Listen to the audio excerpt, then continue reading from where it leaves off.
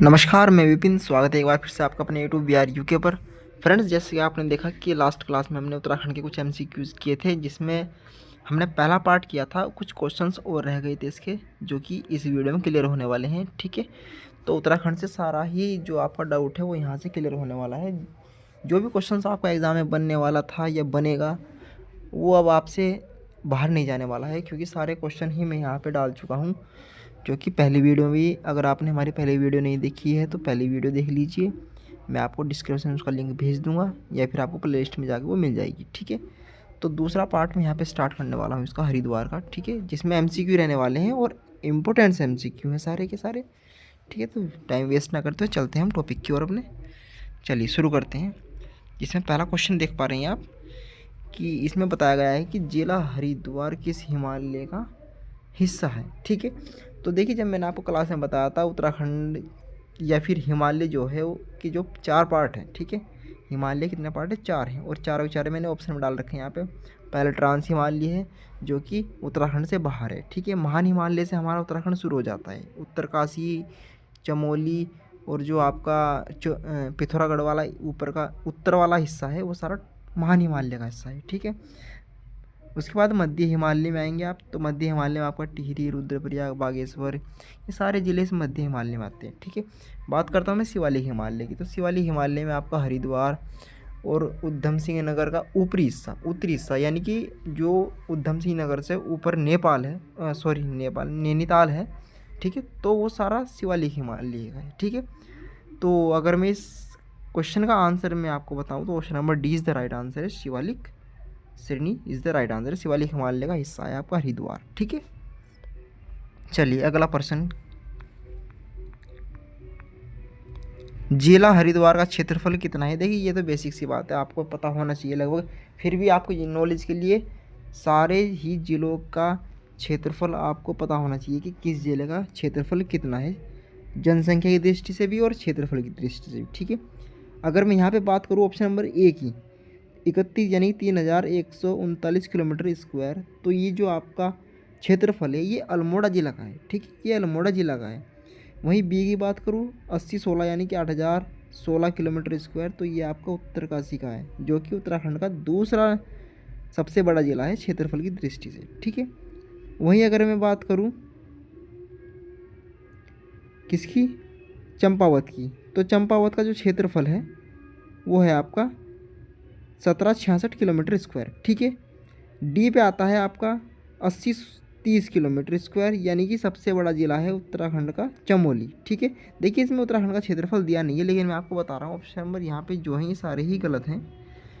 जो इसका क्षेत्रफल है वो है आपका 2360 किलोमीटर स्क्वायर, इसका यहाँ पे रहने वाला है क्षेत्रफल। ठीक है, चलिए आगे बढ़ता हूँ मैं। देखिए, इसका जो ऑप्शन में यहाँ पे आंसर नहीं था, मैंने आपको बता दिया अलग से। चलिए आगे बढ़ रहा हूँ मैं, ये मिस्टेक हो गया था थोड़ा। अगले क्वेश्चन की ओर देखिए।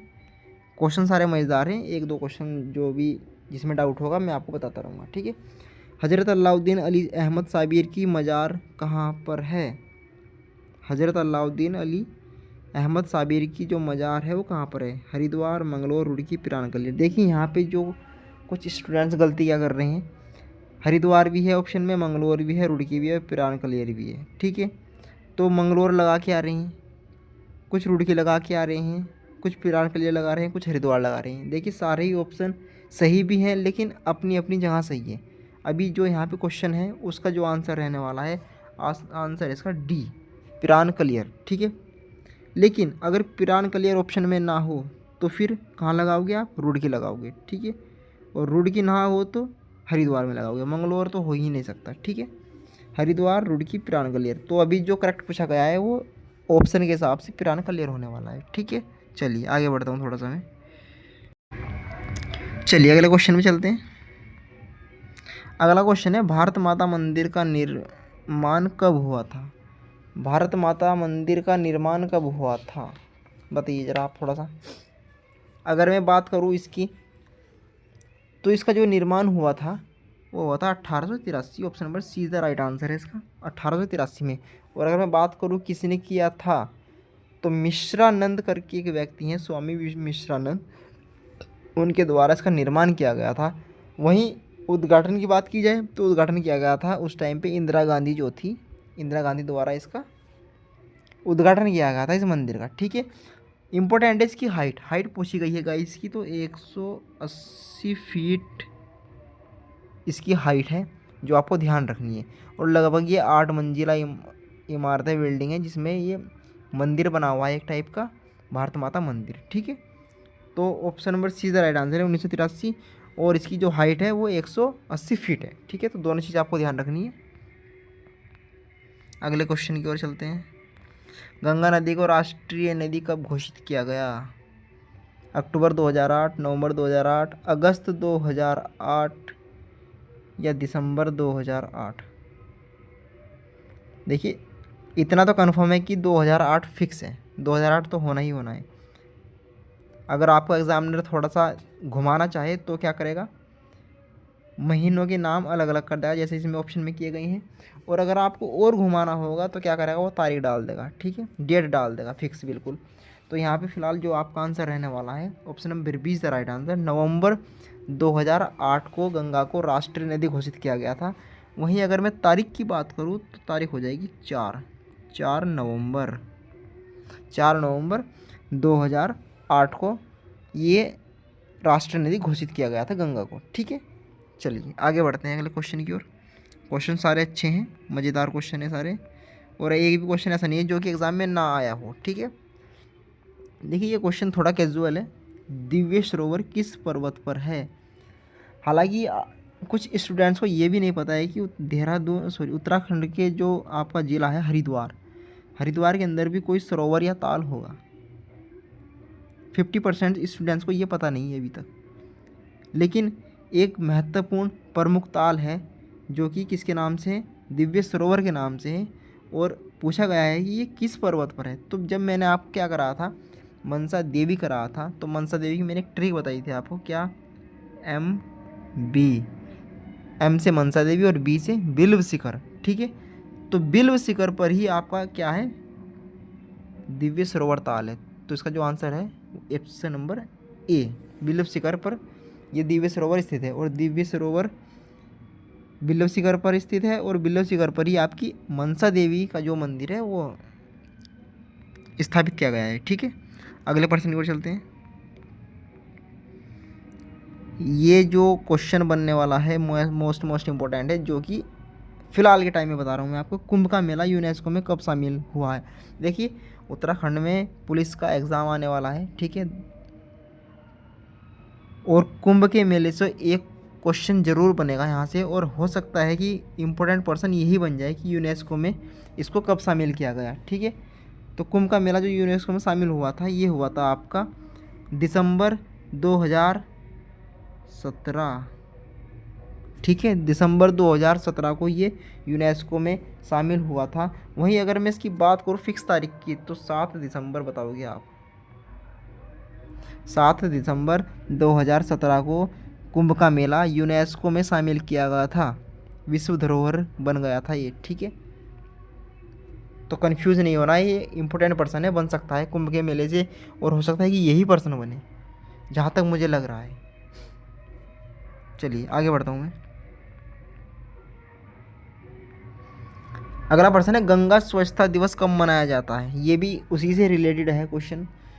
कुंभ का मेला लग रहा है और गंगा के तट पर लग रहा है लगभग, क्योंकि प्रयागराज में है तो 3 नदियों का संगम है वहाँ पे, गंगा, यमुना और सरस्वती। हालांकि सरस्वती विलुप्त है, लेकिन माना था तीनों का त्रिवेणी संगम जाता है वो। ठीक है, तो गंगा स्वच्छता दिवस कब मनाते हैं ये बताना है आपको। 7 दिसंबर, 6 दिसंबर, 9 दिसंबर, 10 दिसंबर। ठीक है जी,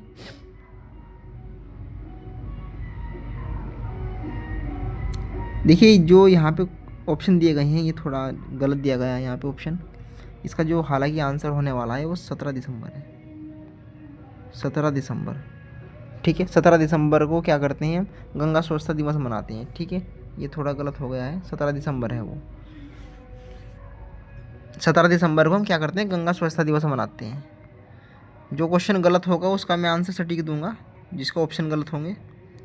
आपको दिक्कत वाली कोई बात नहीं आने वाली है यहाँ से।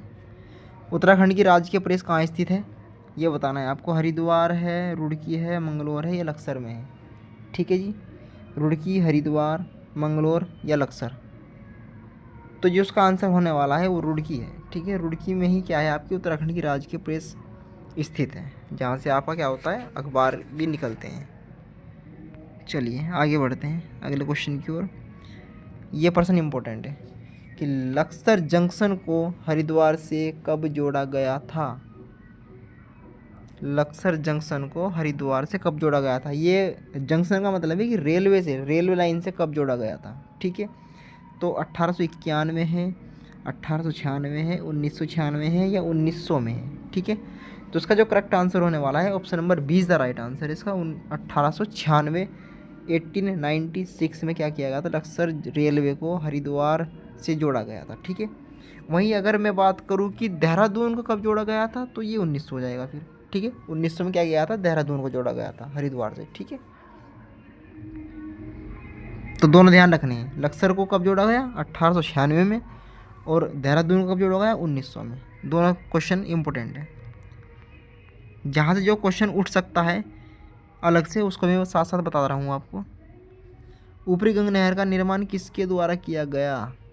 हेनरी रेमजे, इबटसन, विलियम ड्रेल या पीवी कार्टले। देखिए पीवी कार्टले एक ऐसा व्यक्ति है जिसको क्या किया गया कि पूरे ही भारत के अंदर नहरों का क्या मानते हैं, निर्माता या जनक माना जाता है।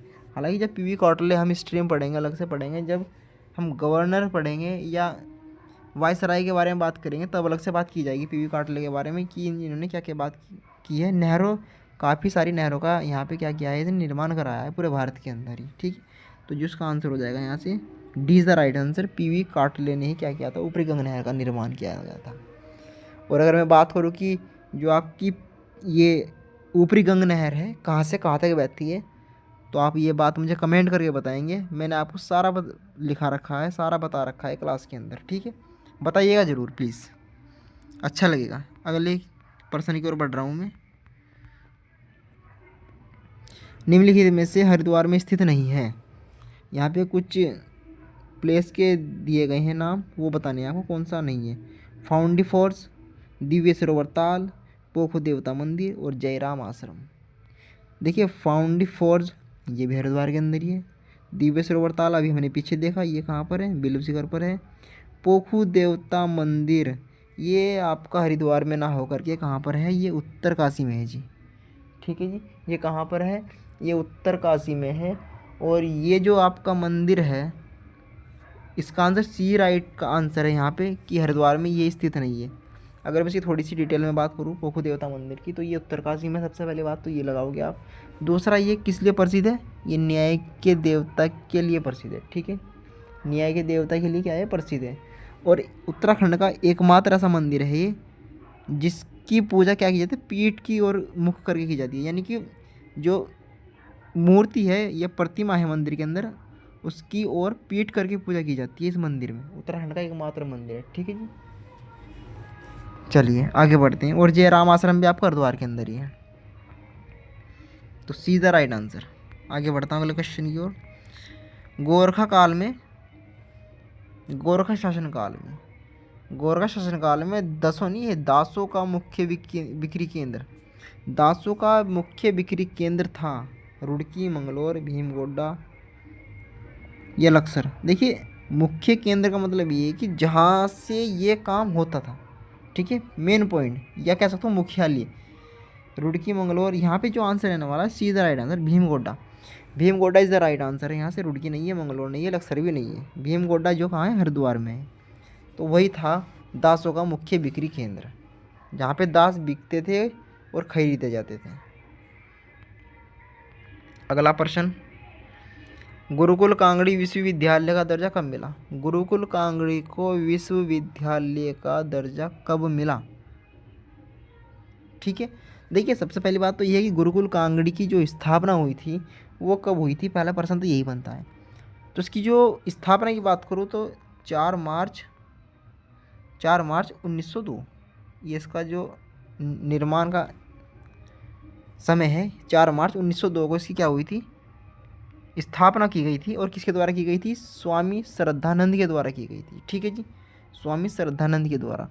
फिर उसके बाद क्या हुआ? 1962 सी इज़ द राइट आंसर। 1962 में इसको क्या किया गया? विश्वविद्यालय का दर्जा दिया गया था। ठीक है जी। और अगर आपने क्या किया हो कि पिछली क्लास देखी हो, लास्ट क्लास देखी हो, जो कि आप डिस्क्रिप्शन में या फिर प्ले लिस्ट में जाकर देख सकते हो, तो मैंने उसमें क्वेश्चन यहाँ से डाला था कि गुरुकुल कांगड़ी पर क्या डाक टिकट कब जारी हुआ था, ये एक प्रश्न था उसमें। तो उसका आंसर बताना था आपको। जो आंसर था उसका 2002 में डाक टिकट जारी हुआ था। इस पर स्वामी विवेकानंद स्वामी श्रद्धानंद द्वारा इसकी स्थापना की गई है 4 मार्च 1902। ठीक है। और 1962 में इसको क्या किया गया है? विश्वविद्यालय का दर्जा दिया गया है जी। बहुत बढ़िया, आगे बढ़ते हैं अगले प्रश्न की ओर चलते हैं जी। उत्तराखंड की सबसे बड़ी गुड़ की मंडी, ये तो आप कंफ्यूज नहीं कर सकता किसी भी प्रकार से, आपको पता होना चाहिए। D is the right answer, Mangalore. Mangalore को क्या कहते हैं?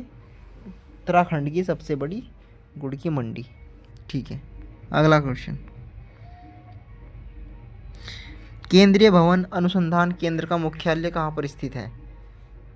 केंद्रीय भवन अनुसंधान केंद्र का मुख्यालय कहाँ पर स्थित है? देखिए, ये रुड़की में स्थित है। और जब मैंने बताया था कि जब भारत आज़ाद हुआ था 1947 में, तो ये उसी टाइम बनाया गया था रुड़की के अंदर ही। ठीक है जी। और इसको संस्थान का जो दर्जा मिला था वो 1953 में मिला था बाद में आके। ठीक है, ये पहले एक उसके अंदर बनाया गया था आईआईटी के अंदर, जो कि एशिया का प्रथम कॉलेज था।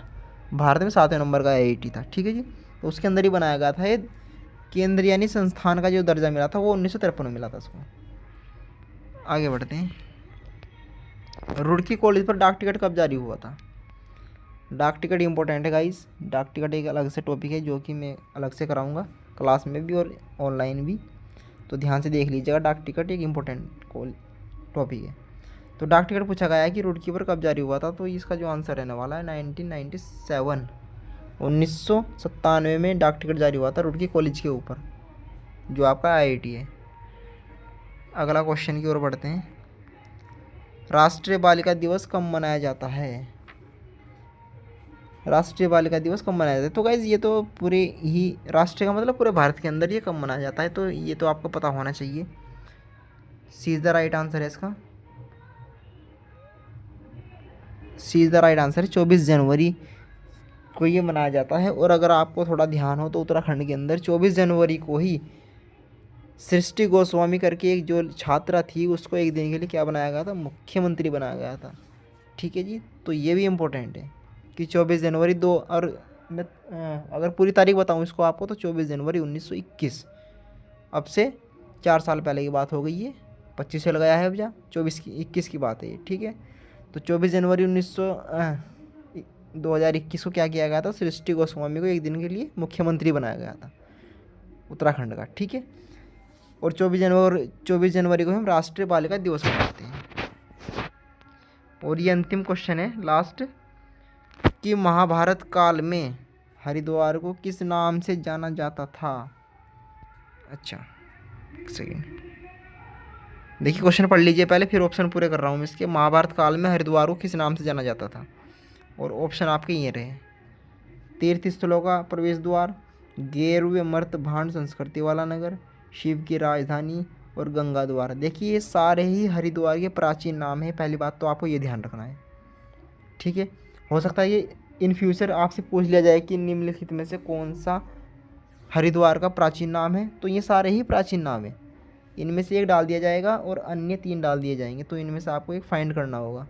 वो अन्य और भी हैं, मैंने सारे करा रखे हैं, लेकिन यहाँ पे पूछा गया है कि महाभारत काल में, तो महाभारत काल में आपको जो डी आंसर है वो हो जाएगा गंगा द्वार। गंगा द्वार है, ये द्वारा नहीं है, गंगा द्वार है, गंगा का द्वार। तो गंगा द्वार बताया जाता था महाभारत काल में इसको। ठीक है। तो ये कुछ इंपॉर्टेंट पर्सन थे गाइस जो कि हरिद्वार से संबंधित थे। 2 वीडियो आ चुकी हैं और यहाँ से सारे ही इम्पोर्टेंट पर्सन जो कि बन सकते थे या बनेंगे, ये सारे यहाँ पे क्लियर हो चुके हैं। ठीक है। नेक्स्ट वीडियो में नेक्स्ट ज़िले के साथ फिर से ऐसे ही मिलूँगा मैं आपसे। जितना अच्छा हो सके इतना बेहतर करने के लिए मैं आपके साथ हूँ और करूँगा। तब तक के लिए बन रहिए हमारे साथ और अच्छे से तैयारी करते रहिए, पढ़ते रहिए। तब तक के लिए धन्यवाद।